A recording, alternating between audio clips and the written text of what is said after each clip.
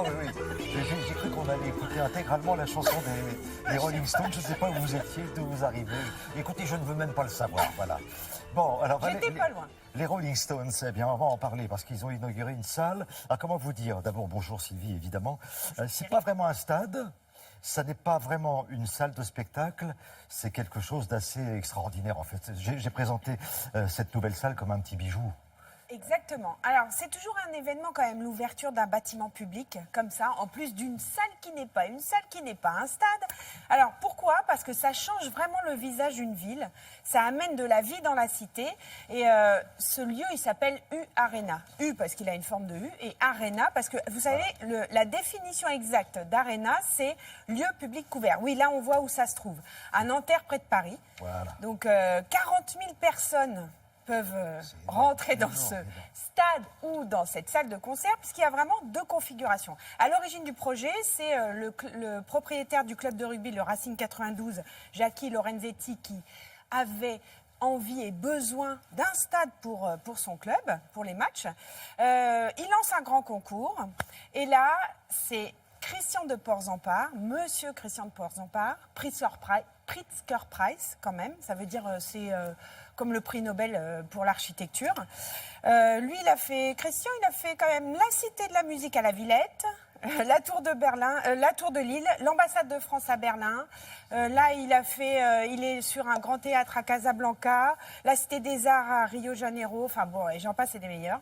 À chaque fois, moi, j'ai un vrai plaisir à rencontrer parce qu'il est architecte, mais il est urbaniste. Il est dans le contexte. Il fait attention aux clients. Il a beaucoup échangé avec Jackie Lorenzetti. C'est une belle histoire. Regardez.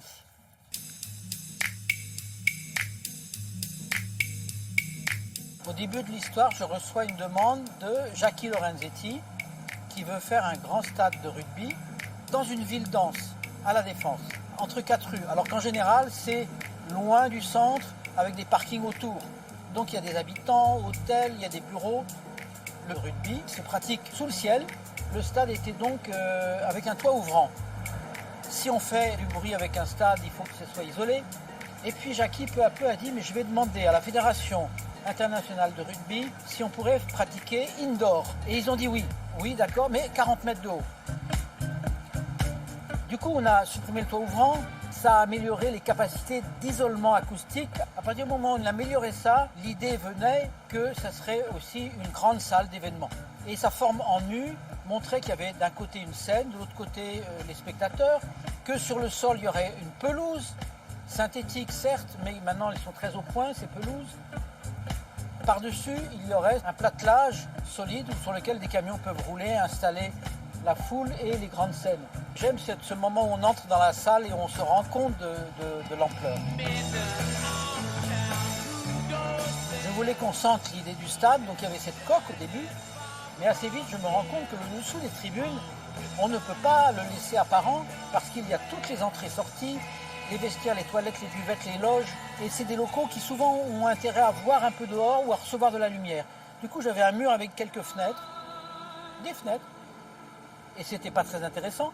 Et c'est là que j'ai apporté cette idée des écailles qui sont en métal, avec différentes couleurs de métal. Il y a du verre, et c'est un dosage.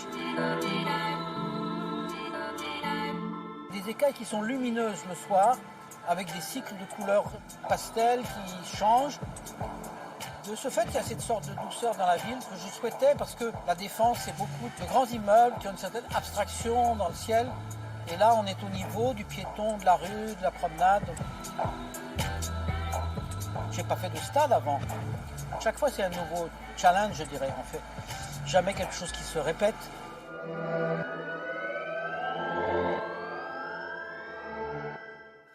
Donc, il regarde régulièrement Télématin. Oui, alors on c'est l'embrasse exceptionnel. Hein. Là, honnêtement, là, on est tous bluffés. Ouais. Donc, on a un stade, on a une salle de spectacle. Tout peut s'agrandir, tout peut se diminuer. Les travées, il y aura tout ce qu'il faut. Et le a déjà métro tout ce vous qu'il dépose carrément. À 10 minutes, quoi. Enfin, vraiment, c'est incroyable. Non, c'est très bien pensé parce que c'est un bâtiment qui était au cœur d'une ville, au cœur de Tours. Donc, c'est un bâtiment, qu'est-ce que je dis, un bâtiment, c'est même un stade avec du public qui arrive et qui ressort. C'est vachement bien pensé. Merci beaucoup. Merci Sylvie.